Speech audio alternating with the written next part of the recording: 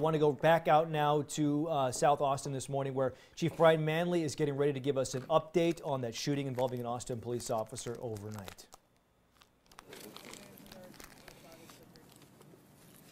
All right, is everybody ready? Okay. No, not yet. Okay.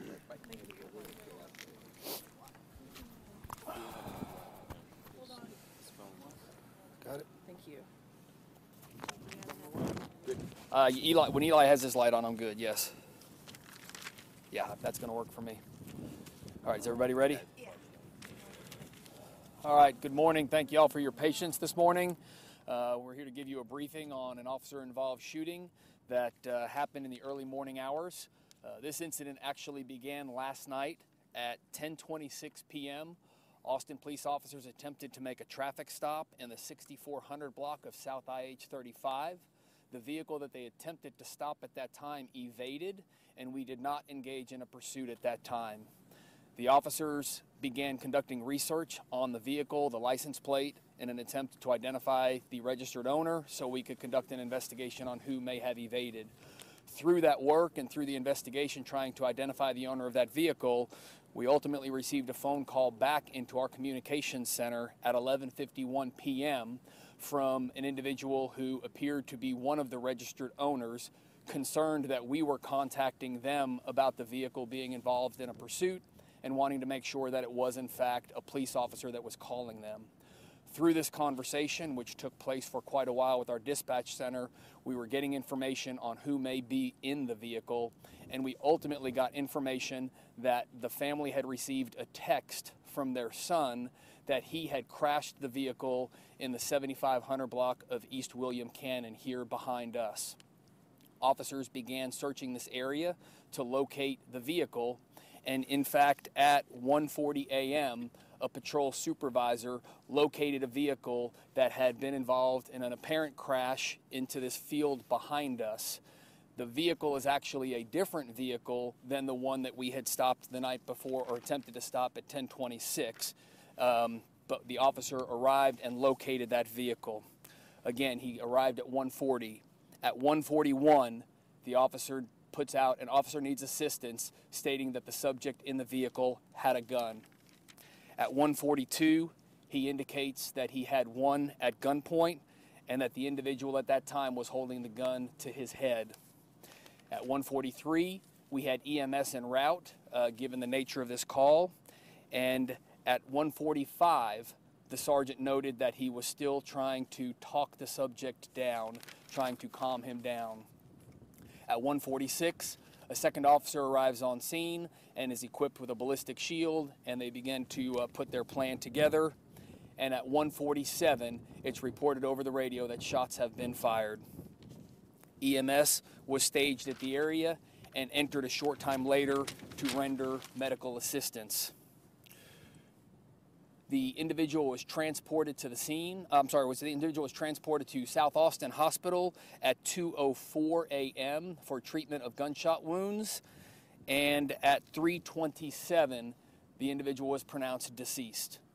We do not have a positive identification at this time. However, based on conversations and based on information we have, we believe that he will be a 27-year-old Hispanic male, but again, that is unconfirmed at this time, but based on the information that we have. The entire incident was captured on body-worn camera as well as the in-car camera system, since the officers that responded pulled up directly behind the incident. I can tell you from having watched the videos, there is an obvious attempt by that initial responding sergeant during those several minutes when he was talking with this individual to de-escalate, to calm the situation, to tell the subject to put the weapon down and that things didn't have to end this way. There was a lot of work done to try and de-escalate the situation, but what is evident is in that final moment that the individual gets up. He was in a position on the ground. He gets up, raises both hands in a manner as if there was a weapon in the hand, and points in the direction of the officers, at which point two officers fired their weapons. These officers are both on the department for 1 year and 9 months. They're out of the same class. And as is our standard practice, Both officers will be placed on administrative duty while we conduct the multiple investigations that are ongoing. As you can see with me here today, we've got the District Attorney Margaret Moore, we have the Austin Police Monitor Farah Muscadin, and the Assistant City Manager Ray Ariano, along with multiple members of the Austin Police Department staff and our city legal. There is an administrative investigation that is being conducted by the Austin Police Department's Internal Affairs Division with oversight from the Office of Police Oversight.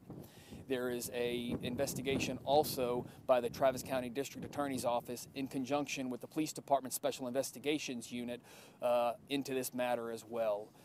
And at this point, I will open it up for any questions. What was the traffic stop for? I don't have the information on what that initial stop was for last night. Was there exchange of gunfire?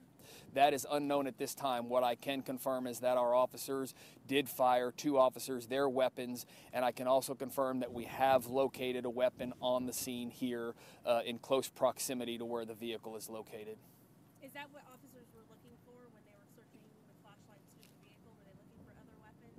Or? I don't know what the officers were searching for, what you may have seen earlier at that time. Do we know the suspects or the victim's connection to the second vehicle? No, what we'll look at now, obviously, when we made contact with the registered owner of that first vehicle, that is somehow going to be connected to this second vehicle. Whether it's going to be the same family that owns both vehicles or not will be part of this investigation. Now, does the man that ended up here, does he live here or he just ended up in this area? Do we know if he's from this area? We don't have any reason to believe that he has a residence behind us or in this neighborhood, but again, that's unknown at this time. Obviously, yesterday's shooting just happened, and I know you tweeted out saying that you were peacefully. So when something like this happens, what comes to mind for you? Well, again, this is a circumstance that no officer wants to find themselves in, and this is a circumstance no family wants to find themselves in. And our hearts at the police department go out to this man's family. He was obviously in some state of crisis to where he would do this tonight, and this is not a circumstance that the police department nor any officer wants to find themselves in. So, I feel very much for this family, and our hearts go out to them. And Have we searched the vehicle? Have we found anything other than just that gun? no, this is still a very active scene, and the investigation's ongoing. Last question. Should we expect another update later today? Is that what we know? If there's more to report later today, then we will put out a notice to the media. But at this time, as you can imagine, we're going to be out here for several hours processing this scene. Thank you. Any problems in trying to get students in and out of this area? We'll make traffic arrangements this morning. If there's going to be reroutes or whatever, we'll be sure to tweet that out and send that out in a media briefing as well. Thank you.